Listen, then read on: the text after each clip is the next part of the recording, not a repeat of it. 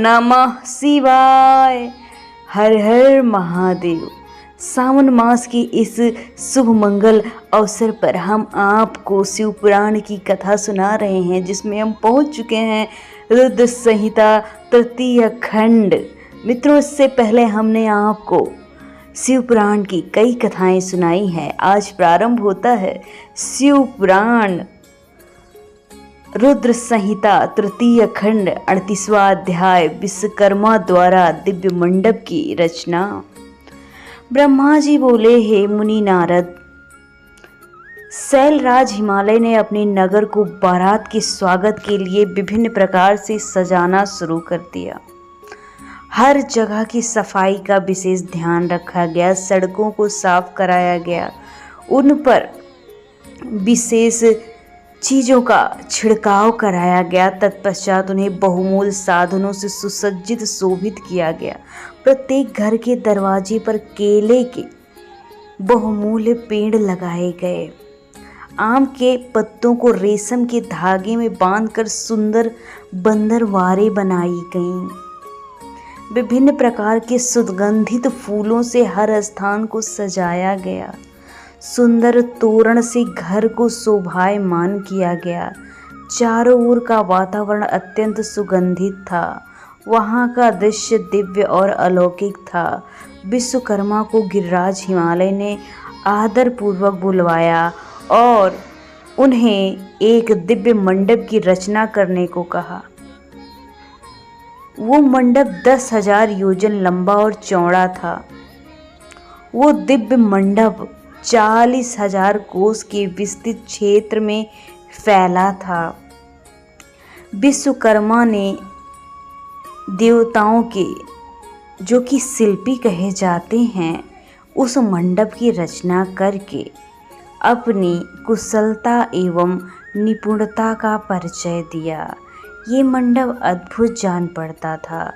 उस मंडप में अनेक प्रकार के स्थावर जंगम पुष्प तथा स्त्री पुरुष की मूर्तियां बनाई गई और इतनी सुंदर थी कि निश्चय ही ये कठिन था कि वो सुंदर मनोरम वास्तविक हैं या फिर काल्पनिक।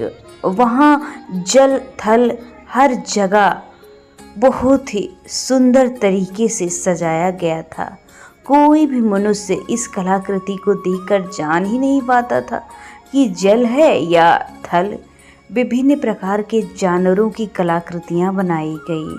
अपनी सुंदरता से जड़ हृदयों को मोहित करते हुए सारस कहीं सरोवर में पानी पीते दिखाई दिए तो कहीं जंगलों में सिंह ऐसे लग रहे थे मानो अभी ही दहाड़ना शुरू कर देंगे।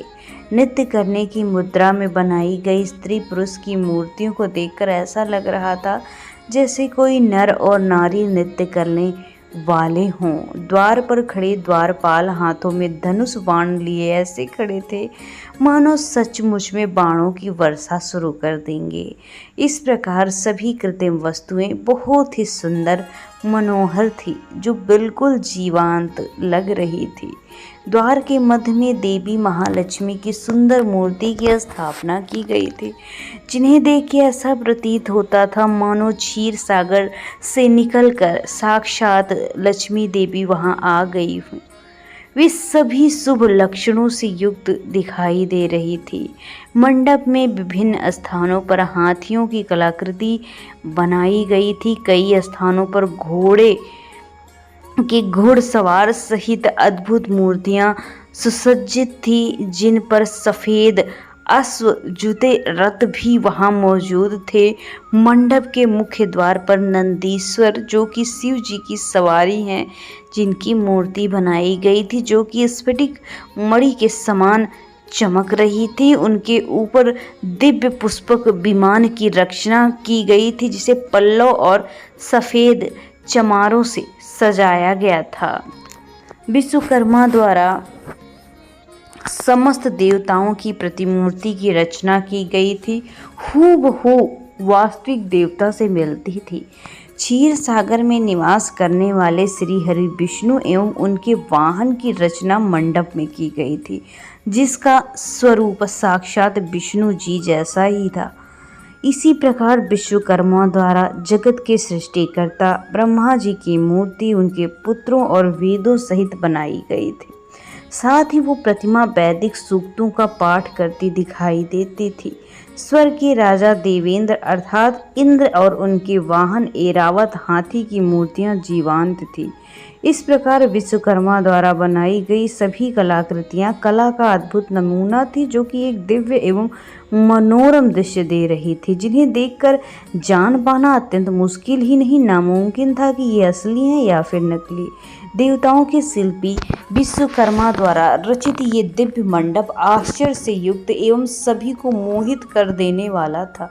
तत्पश्चात शैलराज हिमालय की आज्ञा के अनुसार विश्वकर्मा ने देवताओं के रहने के लिए कृत्रिम लोकों का निर्माण किया था, जो अद्भुत थे। साथ ही उनके बैठने के लिए दिव्य सिंहासन की भी रचना की गई थी। ब्रह्मा जी के रहने के लिए विश्वकर्मा ने सत्यलोक की रचना की, जो दीप्ति से प्रकाशित था। तत्पश्चात श्रीहरि के लिए बैकुंठ धाम का निर्माण किया। देवराज इंद्र के लिए समस्त ऐश्वर्य से संपन्न दिव्य स्वर्ग लोक की रचना की गई। अन्य देवताओं के लिए उन्होंने अद्भुत और सुंदर भवनों की रचना की। देवताओं के शिल्पी विश्वकर्मा ने पलक झपकते ही इस अद्भुत कार्य को मूर्त कर दिया। सभी देवताओं के लिए रहने के लिए दिव्य लोकों जैसे कृत्रिम लोकों का निर्माण किया। तत्पश्चात विश्वकर्मा ने भक्त वत्सल भगवान शिव के ठहरने के लिए एक सुंदर मनोरम अद्भुत घर का निर्माण किया। ये भवन भगवान शिव के कैलाश स्थित धाम के अनुरूप था। यहाँ शिव चिन्ह शोभा पाता था। ये परम उज्ज्वल दिव्य प्रभापुंज से सुभाषित उत्तम और अद्भुत था। इस भवन की सभी बहुत प्रशंसा कर रहे थे, यहाँ तक कि स्वयं भगवान शिव भी उसे देख आश्चर्यचकित हो गए और विश्वकर्मा की इस रचना को बहुत सराहा। विश्वकर्मा की यह रचना अद्भुत थी। इस प्रकार जब सुंदर एवं दिव्य मनोरम मंडप की रचना की गई और सभी देवताओं के ठहरने के लिए यथा योग्य लोकों का निर्माण किया गया, तो शैलराज हिमालय ने विश्वकर्मा को बहुत बहुत धन्यवाद किया। तत्पश्चात हिमालय प्रसन्नतापूर्वक भगवान शिव के शुभागमन की प्रतीक्षा करने लगे। हे नारद, इस प्रकार मैंने वहाँ का सारा वृत्तांत तुम्हें सुना दिया। अब आप और क्या सुनना चाहते हैं? 39वां अध्याय शिव जी का देवताओं को निमंत्रण।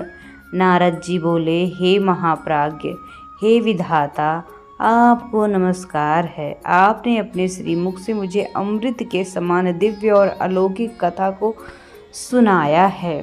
अब मैं भगवान चंद्रमौली के मंगलमय वैवाहिक जीवन का सार सुनना चाहूँगा, जो समस्त पापों का नाश करने वाला है। भगवान की कृपा से मुझे ये बताइए कि शैलराज हिमालय द्वारा भेजी गई लग्न पत्रिका महादेव को प्राप्त हुई, तो महादेव ने क्या किया? प्रभु, इस अमृत कथा को सुनाने की कृपा कीजिए। ब्रह्मा जी बोले, हे मुनि नारद, लग्न पत्रिका को पाकर भगवान शिव ने मन में बहुत हर्ष का अनुभव किया। तत्पश्चात लग्न पत्रिका लेकर शैलराज के बंधु बांधवों का उन्होंने यथा योग्य आदर सत्कार किया। तत्पश्चात उन्होंने उस लग्न पत्रिका को पढ़कर स्वीकार किया तथा पत्रिका लेकर आए हुए लोगों को आदर सम्मान के साथ विदा किया। तब शिव जी प्रसन्नतापूर्वक सप्त ऋषियों से बोले, हे मुनियों, आपने मेरे लिए इस शुभ कार्य का संपादन किया है और मैंने इस विवाह हेतु अपनी स्वीकृति प्रदान कर दी, अतः आप सभी मेरे विवाह में सादर आमंत्रित हैं। भगवान शिव के शुभ वचन सुनकर ऋषिगण बहुत प्रसन्न हुए और उनको आदर पूर्वक प्रणाम करके अपने धाम चले गए। जब ऋषिगण कैलाश पर्वत से चले गए, तब भक्तवत्सल भगवान ने तुम्हारा स्मरण किया। तुम अपने सौभाग्य की प्रशंसा करते हुए तुरंत उनसे मिलने के लिए उनके धाम पहुंच गए। शिव जी के श्री चरणों में तुमने झुककर प्रणाम किया और वहां हाथ जोड़कर खड़े हो गए। भगवान शिव बोले, हे नारद, तुम्हारे दिए गए उपदेश से प्रभावित होकर देवी पार्वती ने घोर तपस्या की और उनसे प्रसन्न होकर मैंने उन्हें पति बनाने का वरदान दे दिया। पार्वती की भक्ति ने मुझे अपने वश में कर लिया है। अब मैं उनके साथ विवाह करूंगा। सप्त ऋषियों ने शैलराज हिमालय को संतुष्ट कर इस विवाह को स्वीकृति प्रदान कर दी और हिमालय की ओर से लगन पत्रिका भी आ चुकी थी। आज से 7वें दिन मेरे विवाह का दिन सुनिश्चित हुआ है। इस अवसर का महान उत्सव भी होने वाला है, अतः तुम श्री हरि, ब्रह्मा तथा सभी देवता मुनि सिद्ध मेरे निमंत्रण से भेजो और उन्हें कहो कि वो परिवार श्रद्धा पूर्वक सज धज के आकर मेरे विवाह में पधारें।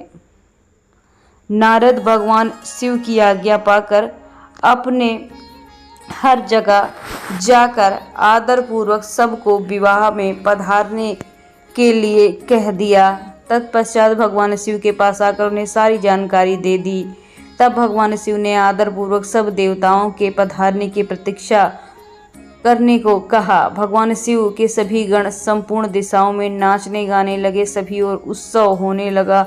निमंत्रण पाकर अति प्रसन्न होकर सज धज कर भगवान श्री हरि, विष्णु, श्री लक्ष्मी अपने दल बदल के साथ कैलाश जा पहुँचे। वहां पधार कर उन्होंने भक्ति भाव से भगवान शिव को प्रणाम किया, प्रभु की आज्ञा लेकर स्थान ग्रहण किया। तत्पश्चात सभी सपत्नीक अपने पुत्रों सहित भगवान शिव के विवाह में सम्मिलित हुए। भगवान शिव को प्रणाम करके मैंने भी उनका अभिनंदन किया। उसके बाद आसन ग्रहण किया। इसी प्रकार सब देवता, देवराज, इंद्र आदि अपने अपने गणों एवं परिवारों के साथ सुंदर और बहुमूल्य आभूषणों से शोभायमान होकर वहां पहुंच गए।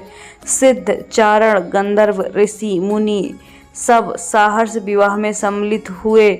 कैलाश पर पहुंच गए। अप्सराएं नृत्य करने लगी, देव नारियां गीत गाने लगी। त्रिलोकीनाथ भगवान शिव ने स्वयं आगे बढ़कर सभी अतिथियों का सहर्ष आदर सत्कार किया। उस समय कैलाश पर्वत पर बहुत अनोखा महान उत्सव होने लगा। सभी देवता गण कुशलता के साथ आभूषण पहनकर नाचने लगे। लोकोचार रीतियां करके भगवान शिव की आज्ञा से श्री विष्णु सभी देवता वर यात्रा अर्थात बारात ले जाने के लिए तैयार हो गए। सातों माताओं ने भगवान शिव का श्रृंगार किया। उनके मस्तक पर तीसरा नेत्र मुकुट बन गया। चंद्रकला का तिलक लगाया गया। उनके गले में पड़े दोनों सांप को उन्होंने ऊंचा कर लिया। वे इस प्रकार प्रतीत हो रहे थे मानो सुंदर कुंडल हों। इस प्रकार सभी अंगों में चंदन की चमक दिखाई दे रही थी। वस्त्र के स्थान पर सिंह तथा हाथी के खाल को ओढ़े थे। इस प्रकार श्रृंगार से सुशोभित भगवान शिव दूल्हा बनकर तैयार हो गए।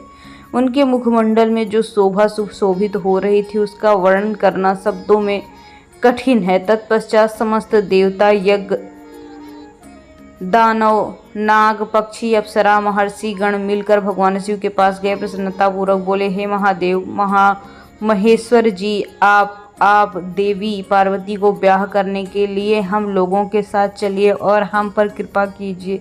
तत्पश्चात क्षीर सागर के स्वामी श्री हरि विष्णु भगवान शिव को आदर पूर्वक नमस्कार करके बोले, हे प्रभु, आप गिरजा नंदिनी देवी पार्वती के साथ वेरोक्त रीति से विवाह कीजिए। आपके द्वारा किए गए विवाह कार्य को विवाह रीति के रूप में विख्यात किया जाएगा। भगवान, आप कुल धर्म के अनुसार मंडप की स्थापना करके इस लोक में अपने यश का विस्तार कीजिए। भगवान विष्णु ने ऐसा कहा। महादेव जी ने विधि पूर्वक कार्य करने के लिए मुझे कहा है, ऐसा ब्रह्मा जी ने कहा।